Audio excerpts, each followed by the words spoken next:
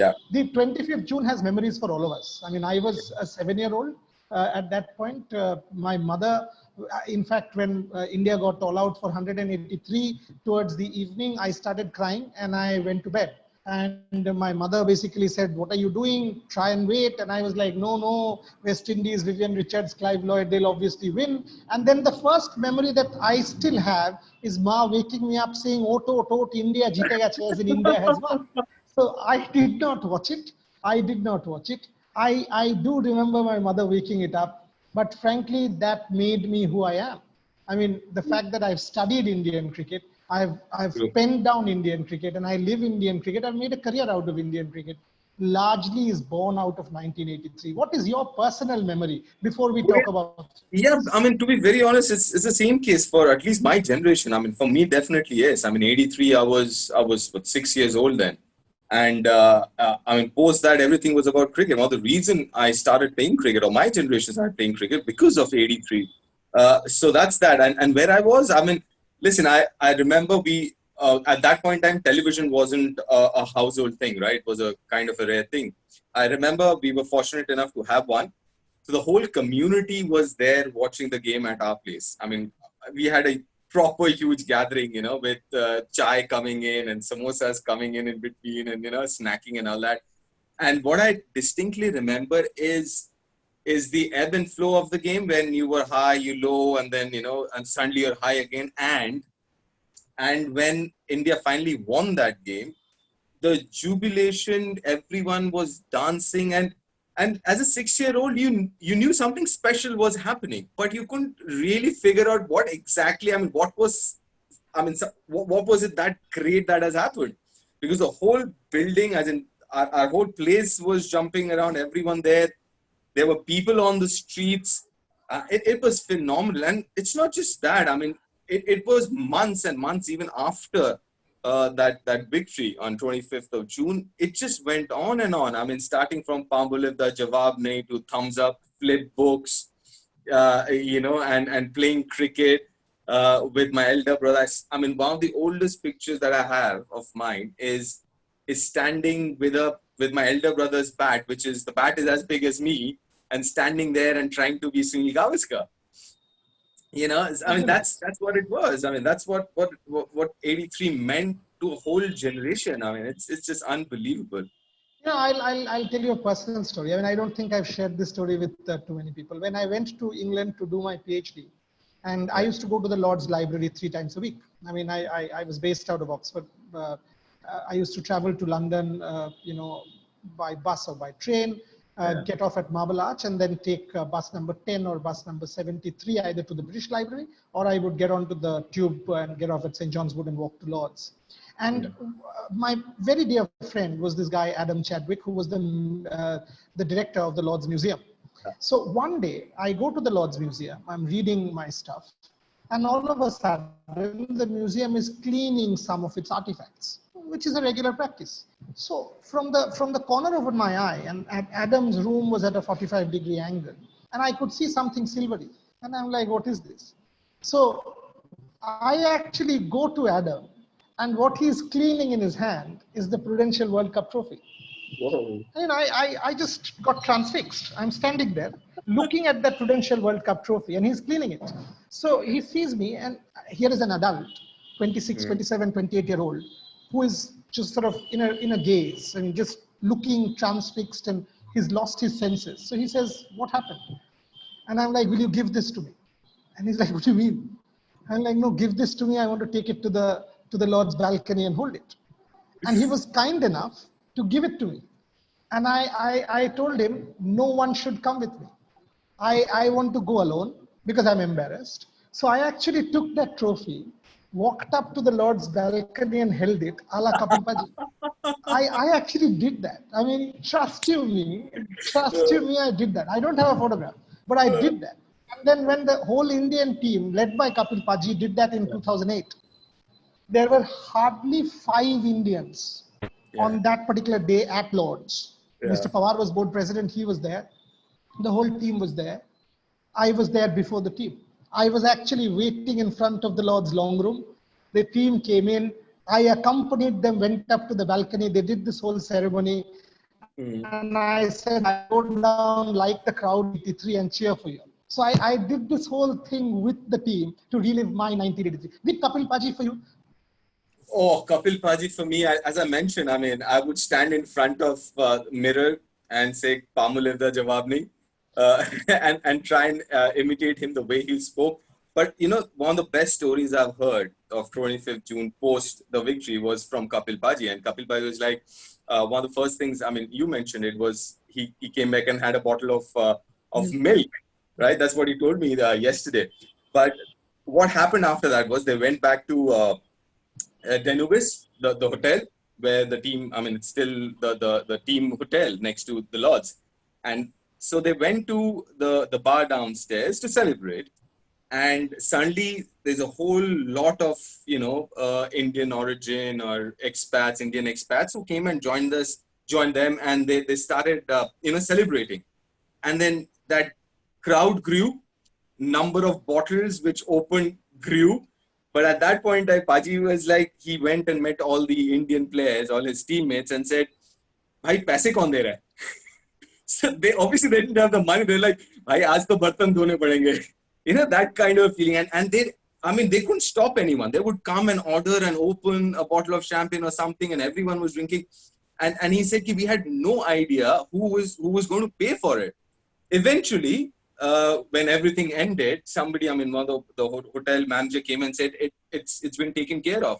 And he says, till date, they don't have a clear idea who actually paid that bill. A lot of people said Air India paid it. Some said some individual came and paid it, but nobody has a clue who paid it. And he was like, they couldn't actually celebrate because they were thinking, who's going to pay, and shayad aaj bartan dhone ki naubat aa jayegi, things like that.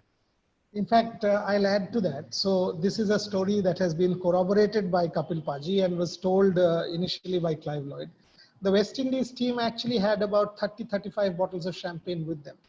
And the Indians, as Kapil Paji tells me, had one. So Kapil Paji was the only guy who had smuggled in a bottle of champagne very quietly, that, okay, even if we win, so he had taken that bottle in. And yes, he did drink a glass of milk soon after the match. So that was the first thing that Kapil Paji had. But that one bottle of champagne is all the Indians had. And when the Indians eventually won, they actually went to the West Indian dressing room and said, "Can we have these?"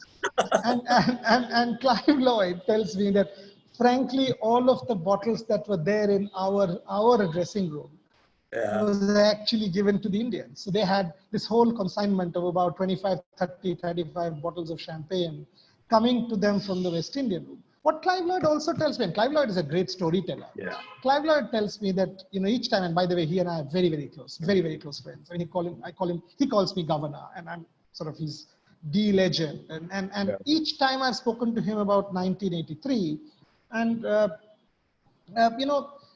Monish has a question for us, which we will take. I'll ask the. Each time I've spoken to Sir Clive on this, and he's like, why is it that you Indians only want to talk about 1983? Talk to me about what happened later or before, no? You all came to the West Indies. We went to India and thrashed you all 5-0. Talk about that. Why do you only want to talk about the final?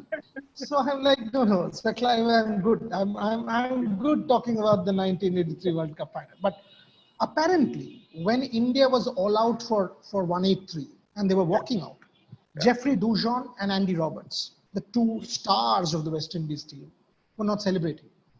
And Clive Lloyd said, what is going on? 183 is, we would celebrate, and we've gotten them out, and we've got a batting to kill it. And Jeffrey Dujon and Andy Roberts said, apparently there's some astrologer who had predicted that something unfortunate is going to happen. And they said, we are having this sense that something is going to unfold, which is not good for us. And Sir Clive was like, what? Forget it. And he said, post the game, Jeffrey and Andy came to him and said, we had this premonition that something was going to happen. So Clive says, at that point, I dismissed it. Now, in hindsight, I think what happened for world cricket changed it for the better. I mean, obviously, world cricket became world cricket the way you know it because of what happened in 1983. The question that one of our listeners asking, Deep, was the game against Zimbabwe the turning point for India in the World Cup? This is from Sri Sai. Yeah. I mean, listen, obviously, yes, because Zimbabwe, mind you, they won their first ever World Cup game, that too against Australia. So before they played India, they played Australia, they won that game. And Zimbabwe. And now, very interesting, I'll come back to that. Interesting thing is, I mean, till a few days ago, I thought we don't have footages because BBC was on strike. It was actually not on strike. There were 4 games being played that day, right?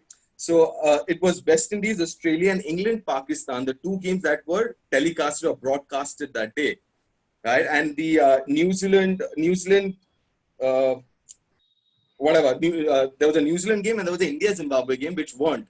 So it's not that there was a strike or something. And funnily, I asked a few people till date, even the players, they did not know that there wasn't a strike. It was just that they did not have resources, big enough resources to actually cover all the 4 games. So they did cover those 2 games, but did not the other 2. As far as a turning point, yes, that was. But I asked a few of my seniors, as in people who were players who were part of the 83 squad.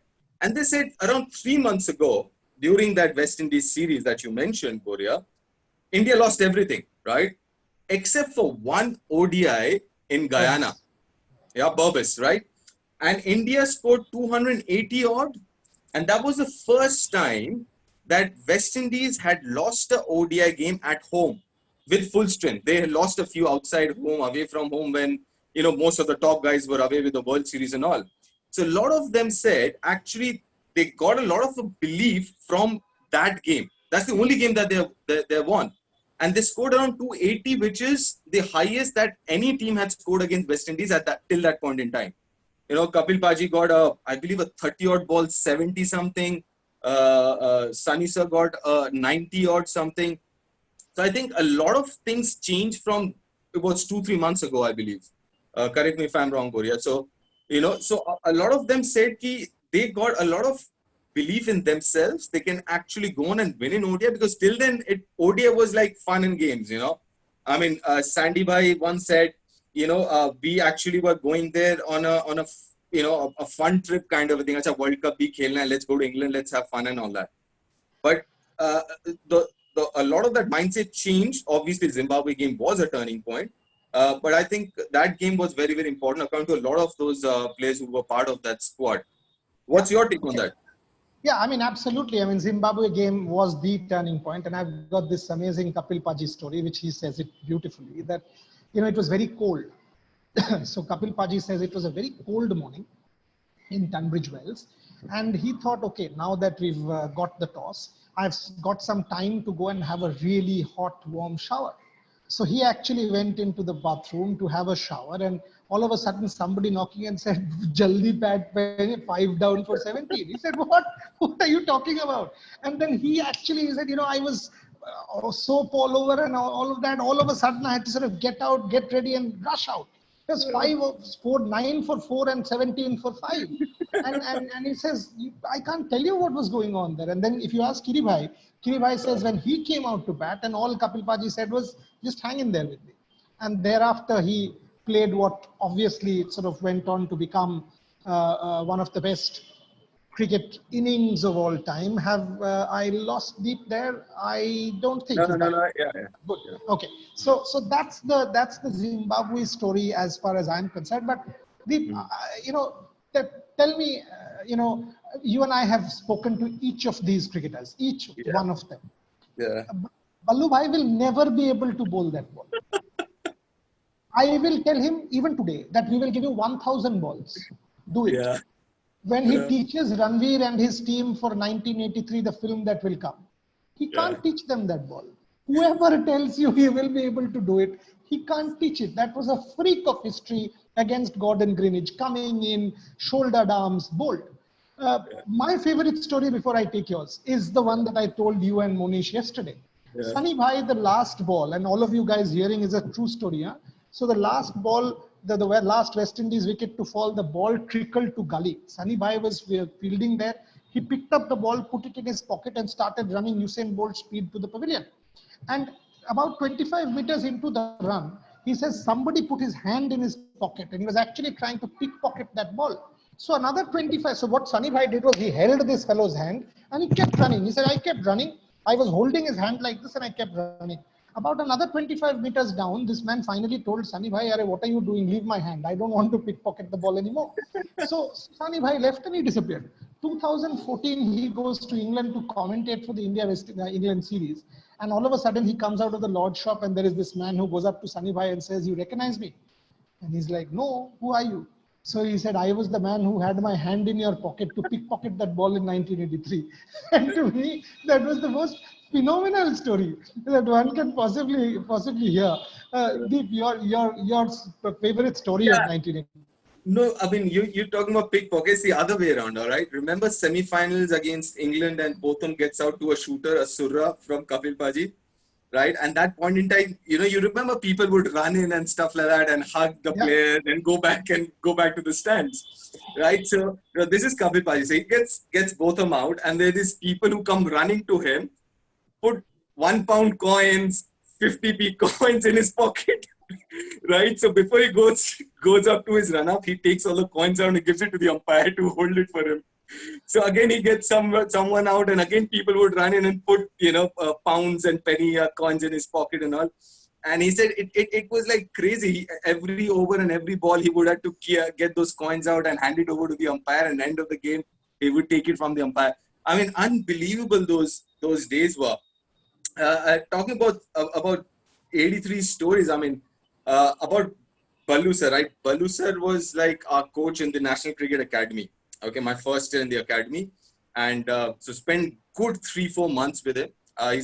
He's a fantastic person, a very good coach, very knowledgeable person. And I one night during dinner and all that, I asked him, sir, आपको पाजी ने क्या बोला था? What did Kapil Paji tell you during that? I mean, it was 180 odd was like India were underdogs anyways. You're looking at a West Indies side and all. He said, Kapil Paji just said one thing, कि ball ऐसे डालना कि संदीप के पास ना जाए. Sandy Bhai was such a bad fielder. It's like we only got 180. Just make sure if he's in the fine leg, bowl an out swinger. If he's on third man, bowl an in swinger. Just make sure the ball does not go to him, right? And you'll be fine. Do whatever you want, but just make sure the ball doesn't go to him. Fantastic stuff. I mean, unbelievable stuff. Madan Lal, who was one of the architects, Madipa was one of the architects of that victory. And the other, I mean, Sri Shah asked us the question about the Zimbabwe game. What was also a turning point was Sir Vivian Richards. I mean, at 33, 5-4s, the way Sir Viv was going, he would kill the game. I mean, Sir Viv batted for another 10 overs, the game was over. And the way Sir Viv was going about it. And Madipa tells me the moment Sir Viv hit that shot, Madipa was like, and if you go and see that video where Madan Lal does this and runs, you will see his vision goes straight to who is under the ball. And he says, my first thought was, who is under that ball? And he saw Kapil Paji starting to run. He said, the moment I saw Kapil Paji start to run to get under the ball, I was like, he'll get it. That was the kind of fielder that Kapil Dev Nikhanj was. I mean, he's not a batsman all-rounder or bowler all-rounder. I mean, his fielding ability, something that we hardly talk about. That catch of Sir Vivian Richards changed Indian and world cricket forever. You should listen to Madan Lal Sharma for this story. True, and if you think about it, I mean, a lot of things happened. I mean, they all coincided. For example, very well, he could have been standing at covers and not mid-wicket, right? It could have been any other guy there. That ball could have, I mean, the Greenwich ball could have missed the stumps or gone over the stumps, or could have done a little more and hit the pads maybe.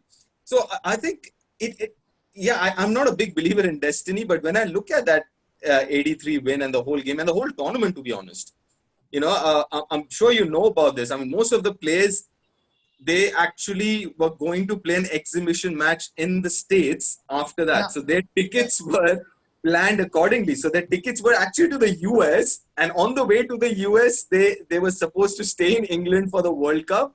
And from there, they would finish, even if they didn't qualify, they were planning to stay and watch the semifinals and finals and then go to the US for that exhibition game. So that's, I mean, obviously they even, it came as a surprise to them that they had qualified to the semis and then to the finals and then ended up winning it. Okay, there's another question from some of our listeners, which says, can you tell us what are the first memories of Sachin, Rahul and Saurav of the 83 World Cup? How did it inspire them?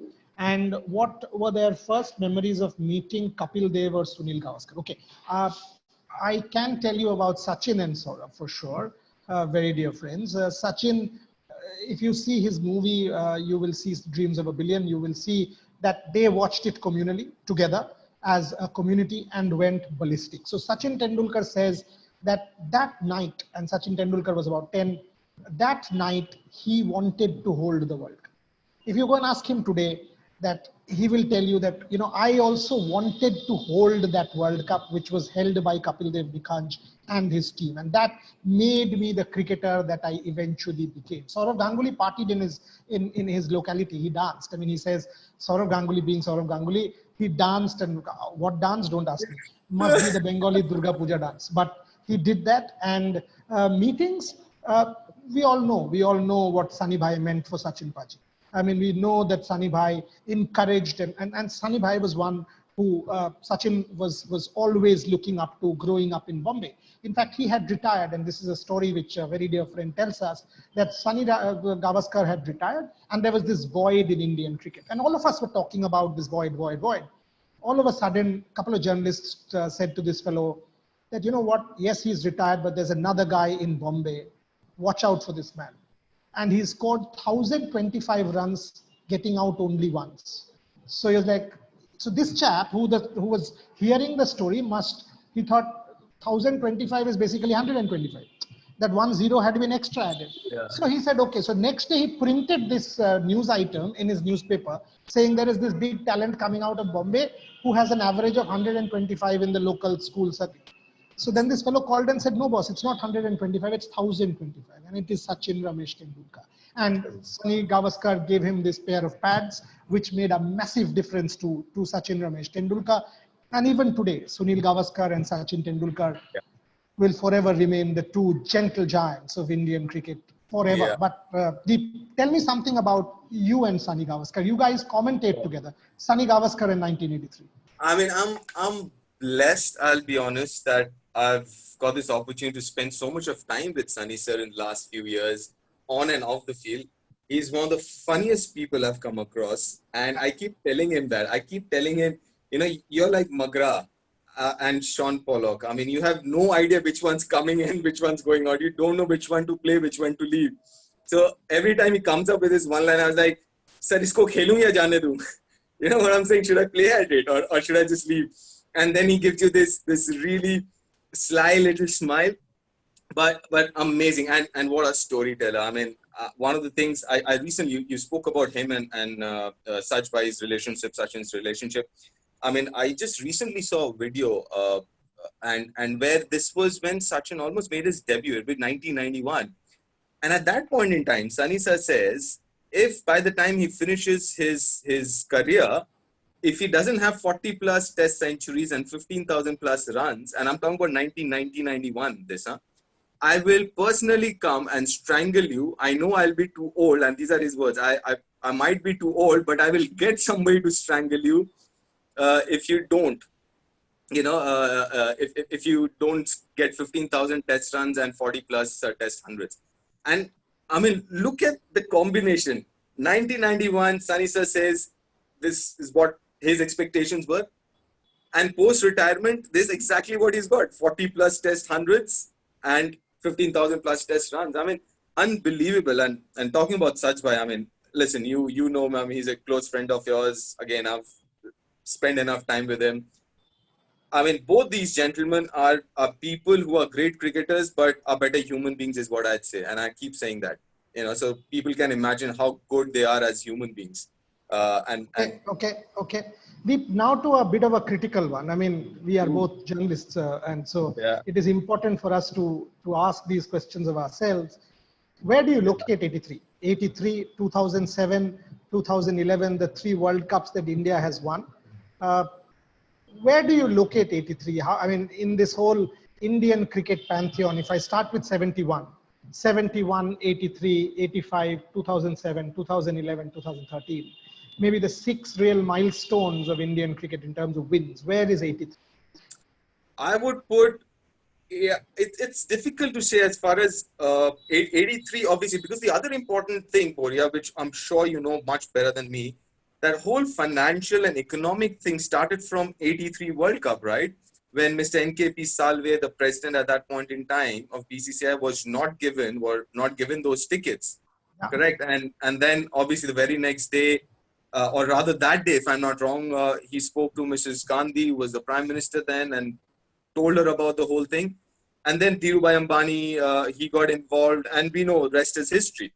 So even economically, to a great extent, 83 win made a huge difference to the cricket players, the future generation, and also cricket as a sport, right? Even now, I mean, majority of the revenue comes out of India. I mean, as far as the sport is concerned.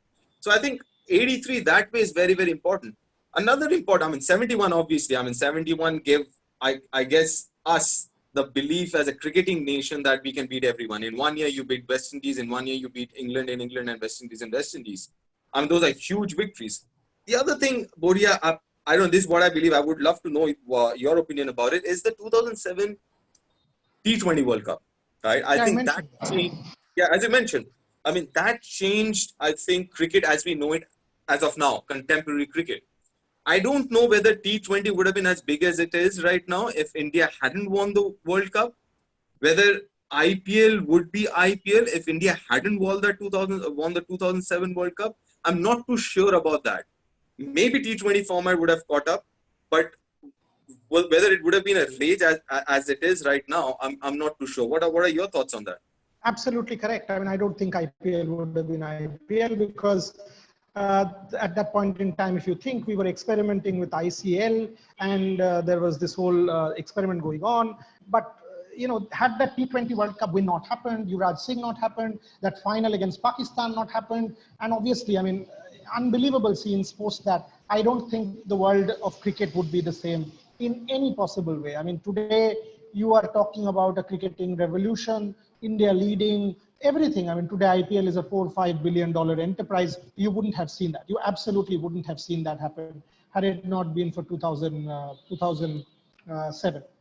Okay, why 25th June is important is something that I was planning to tell you. 25th June is also when we started playing cricket. Okay, so it's not 1932. only about 1983. In fact, 1932, and as a historian, I'll tell you, 1st of March 1932, there was this news item in the London Times which says 18 players speak 10 languages. So Indians from all over the country they says somebody is wearing a pullover, somebody is bare chested, because India is so very different, and somebody is going to bed at 10 o'clock. In England, somebody is going to bed at 4 o'clock. So that is the kind of differences that that team had in 1932.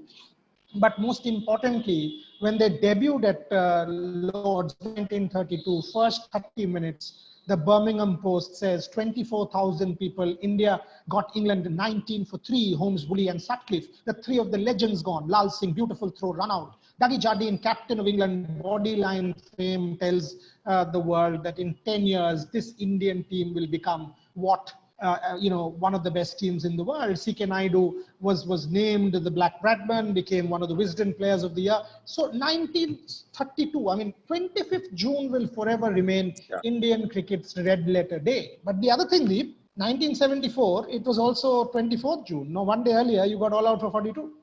So that also was, so it's not as if it's all great. 1974, look it up. It is the same period, midnight, late night. So 302 first innings, 42 all out second innings. Go and ask Sunil Gavaskar, he will tell you one day to forget, one absolute day to forget. Coming Yeah. back to 19, I mean, these dates, do they have any significance for you? 25th June, 2nd of April, when we Yeah. celebrate all of this? I do celebrate in the sense it's good to kind of revisit it, because obviously when you it's not that on 20th June you're thinking 25th June is such a big day, but when you reach, as in when the day starts, the 25th June starts, and you look back on your social media and stuff like that, and you see what that day means, and then you kind of relive that as well. So when you talk about 25th June and you actually are reliving your memories of that. I mean, you must have, when, I mean, I'm talking about today. So you must have revisited 83 and what you were doing, and like we're doing right now, right? So it's also very nostalgic. You just start thinking about yourself and your journey as well from 83 to now. I think from that perspective, yes, I do. And when obviously we were talking about today and this webinar and all, and I went back and I started thinking 83, what was I doing? And then for the next 15 minutes, I was also kind of revisiting the whole journey from 83 to 2020 as well. And that makes you smile more often than not. And I guess that's the reason it's important all these days. Absolutely. And in fact, as our host started saying this, that, in terms of artifacts, I actually have the scorecard. I have the first day cover, which was got out in 2008 for the 25th anniversary celebration, signed by the entire team.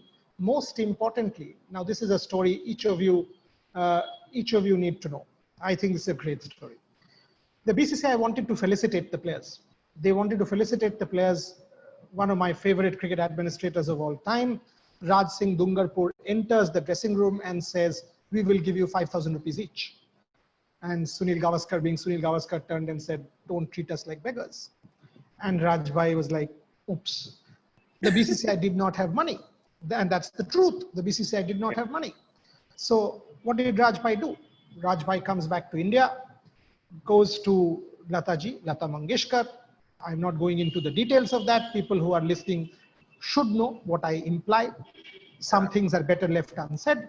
Rajbhai requests Lata Mangeshkar to do a concert. And that Freedom concert, the concert was called the Freedom Concert, was actually performed by Lata Mangeshkar on the 18th of August, 1983. The money that was collected from that Freedom concert was a significant sum. 1.5 lakhs each was given to each of the players out of the proceeds of that concert.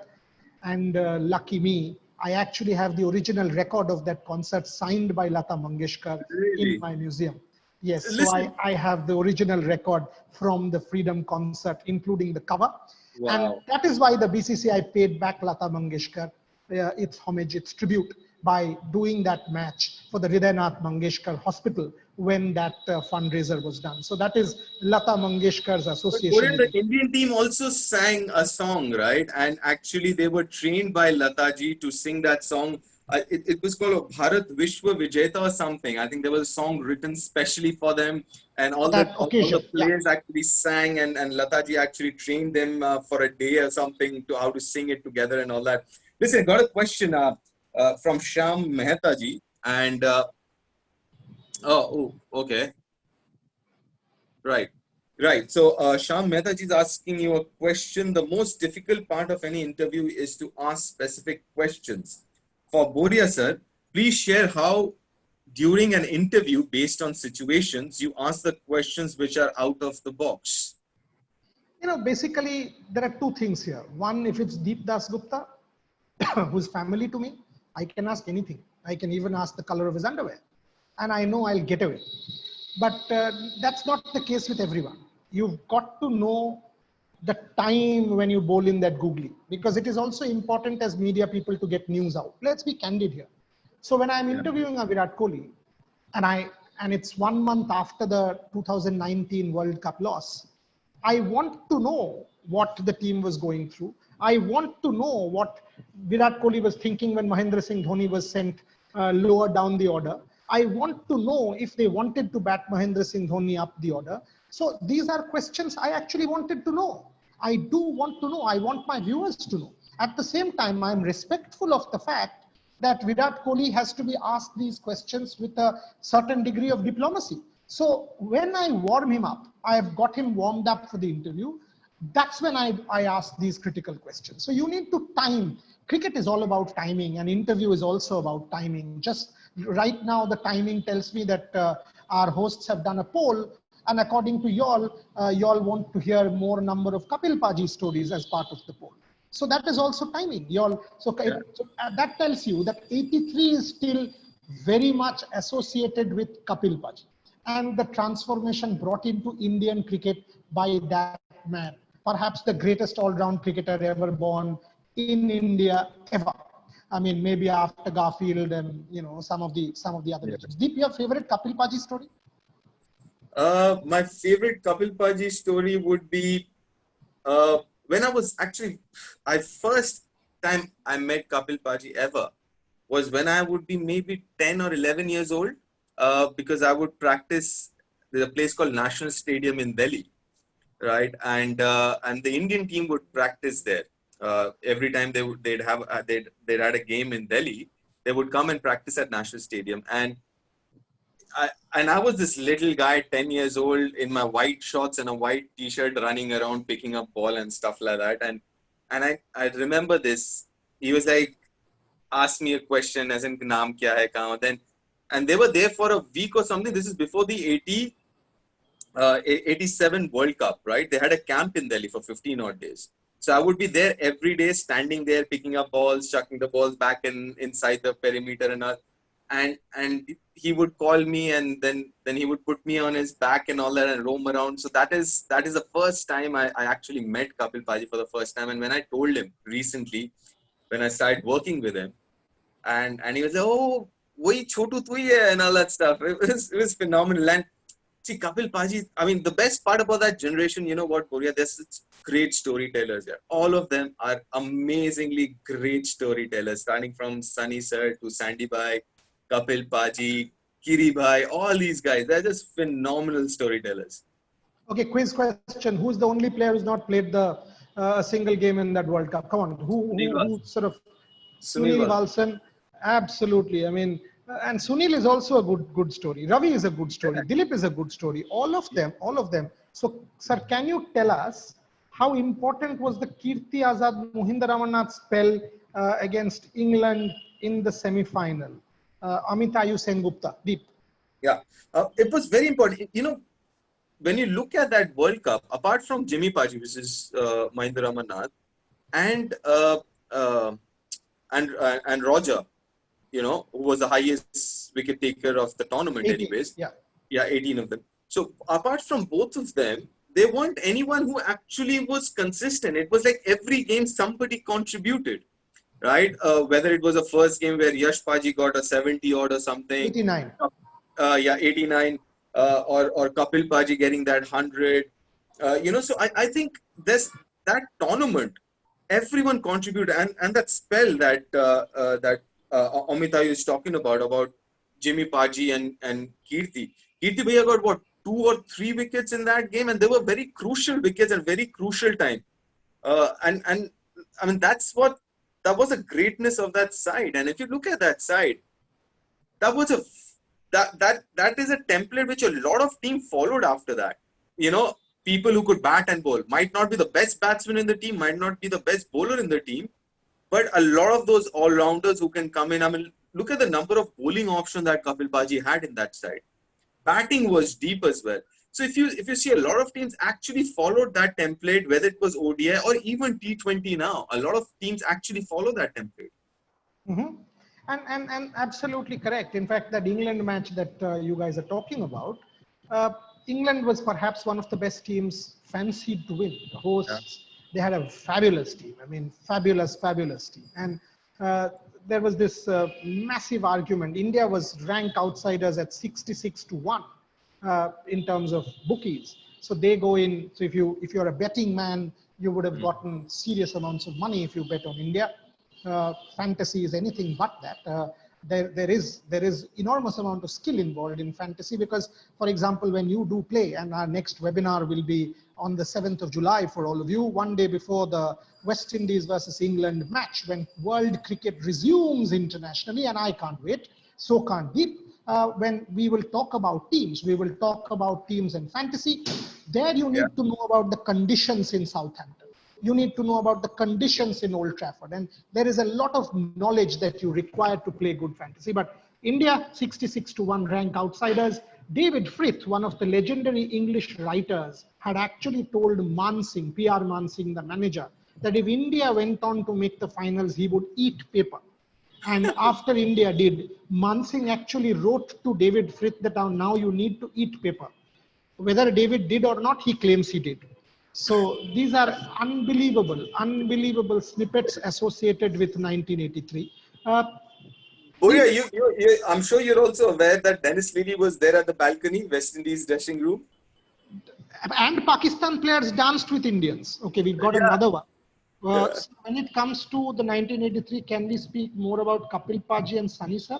But we speak less about Mohinder Amarnath, who was man of the. Absolutely correct, Orijit. Very, very right. And let me tell you about Jimmy Paji. I mean, firstly, he's a dear friend. Huh? I have got tremendous respect for that man. Tremendous respect. Semi-final, final, two man of the match awards with his dibbly-dobbly coming in, bowling, picking up those wickets, scoring runs.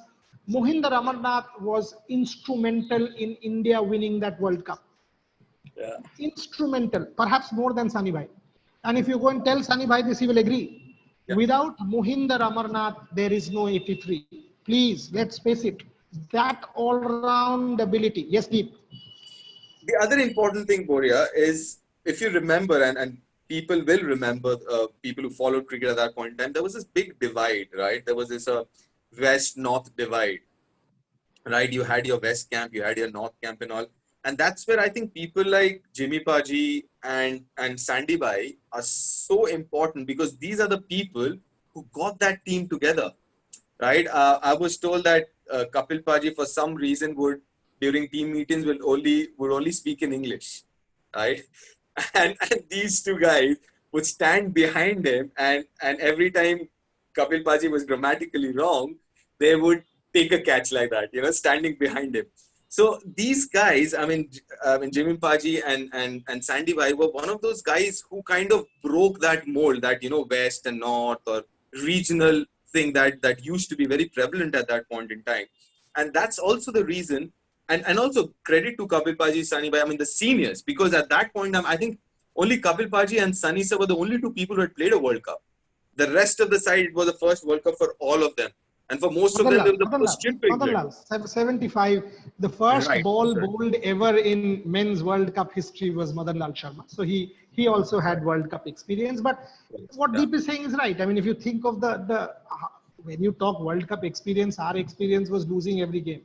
Even to sort of East Africa and stuff like that in '79. So we did not take one-day cricket seriously at all before 1983, and all of a sudden that complete transformation and that complete revolution happens with 83. So there is no question that Mohinder Amarnath was most important in that whole thing. Deep, we don't have too much time, so let me ask you a couple more. I mean, how do you see? Okay, and for me, these are rather uncanny things. I mean, uh, 1983 and 2011. Hmm. 28 years down the line. Okay, there's another question before I go on. 1983 had maximum number of all-rounders. Deep made that point. Yeah. Deep, how important was that team composition for a team like India? The 2000 the team composition, obviously, like I said, I mean they I don't know how much of that was planned, but they stumbled upon a template which is still being followed. You're still looking for all rounders. You still look at the Indian side right now. I mean, would love to have someone like a Roger Penny or a Madan Lal, or Kirti Bhai for that matter, Jimmy Paji, who would bat in the top order and bowl at least 6, 7 overs, and on their day can actually pick up 3, 4 wickets as well. Someone like Madipa, who was obviously a bowler who could bat at number 8, 9, a proper batsman. Ballu Paji, I mean, and all these guys. I mean, that's the template that people are still looking for. If you think about it, I mean, in the top 6, you had at least in the top 6 batting order, you had at least 3 guys plus a wicket keeper who could bowl. So, proper 3, 4 all rounders. And then you had bowlers who could bat. So if you think about that, I mean, that was a very, very good combination, and teams would struggle to find a combination like that. Correct. And the point that I was trying to make to you. I mean, this is a numbers thing. We are celebrating 25th June. Yeah. 2 years down the line, it will actually be the 40th anniversary of the 1983 win, and you've Yeah. actually got a World Cup in India. Yeah. Who knows? I mean, 40th anniversary gives you another 50 over World Cup win. Who knows? I mean, fairy tales happen, and Virat Yeah, Kohli lifts that trophy. Yeah, 83 proves that fairy tales happen. They do come true. So, yeah, I mean, and listen, 2023, even though Now let's put our analytical hats on and say, listen, I think the team, as you would agree, and most of people who are with us will agree, that there are a few holes that we need to fill. You know, there are a few holes, and again, let's be fair, we've got fair amount of time to actually do that as well. But yeah, I mean, you fill up those holes, which are not too many, to be honest, and you're right there. I mean, at home, uh, yeah, I mean, it is quite possible. 40th anniversary and 50 over World Cup #3. And there's no pandemic, so there'll be fans back in the stadium. There'll be a jab, there'll be vaccine, there will be no digital. We will Fingers all be in the crossed. stadiums. We will be there. We Fingers. will be there. Science wins. Science wins. I mean, always wins. No pandemic can ever, Yeah. dethrone civilization. Has never been able to do that. So Yeah. wait for 6 months. The world will be a different place again. This is 1 year of disruption, folks. 1 year of disruption. I keep saying this. Positivity, optimism. 1983 shows that. None of us would have believed that a 1983 is possible. None of us believed Corona is possible, but none of us, again will believe. Imagine Hey, that day when that first jab Boria. happens. Boria. Yeah. Shantobroto Sahu is asking, can you please tell me what was the playing 11 in the final of '83 was? So for people who don't really remember that much, so do you remember the Okay, playing so 11? let's go order. Let's go order. Yeah. Let's go Sunil Gavaskar 2. Let's go Krishnamachari Srikanth 38. Let's go one by one. Krishnamachari Srikanth, Andy Roberts, that square cut boundary picture postcard, and then that incredible posturing. I've got a Unbelievable. story about that. I've got a story Go, regarding go that. for it. Go for it. Okay, so so he has that habit of sniffing and winking and all that, right? So they were with Mrs. Gandhi. They was, I mean, when they came to Delhi, they went and met Mrs. Gandhi that point in time, and everyone told him, you're meeting the Prime Minister, just make sure you don't wink and do all that stuff when you're shaking hands with her, right? And they were standing. So it was Kapil Paji #1, and it was Sani sir #2, and he was #3. So Kapil Paji was introducing. So, and she stood and started talking, and he tried to be as still as possible, right?